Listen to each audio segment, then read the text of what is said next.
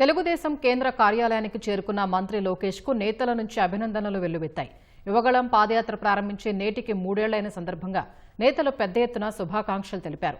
రాష్ట్ర పార్టీ అధ్యక్షుడు పల్లా శ్రీనివాసరావు, మంత్రి కొల్లు రవీంద్ర, ఎంపీ కలిశెట్టి అప్పలనాయుడు, ఎమ్మెల్యేలు ఏలూరి సాంబశివరావు, సోమిరెడ్డి చంద్రమోహన్ రెడ్డి, యార్లగడ్డ వెంకట్రావు, ఉగ్ర నరసింహారెడ్డి, గణబాబు శుభాకాంక్షలు తెలిపారు.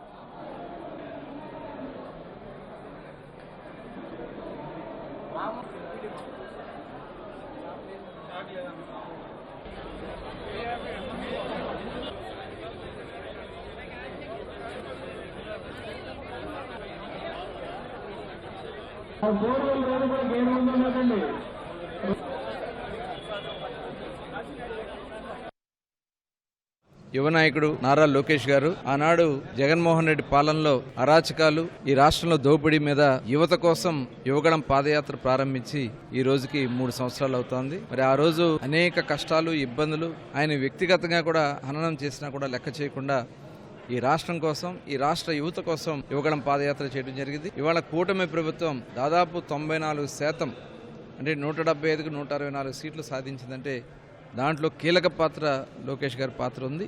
మరి వారి నాయకత్వాన్ని ఇవాళ రాష్ట్ర ప్రజలందరూ కూడా ఆమోదిస్తూ ఉన్నారు. ఆయన చేస్తున్నటువంటి కృషి ఈ రాష్ట్రంలో పరిశ్రమలు తీసుకురావాలా, యువతకు ఉద్యోగ అవకాశాలు కల్పించాలని వారు చేస్తున్నటువంటిది ఇవాళ ఎవరు కూడా ఆయన ప్రోత్సహిస్తూ ఉన్నారు. ప్రతి ఒక్కరు కూడా ప్రోత్సహిస్తూ ఉన్నారు.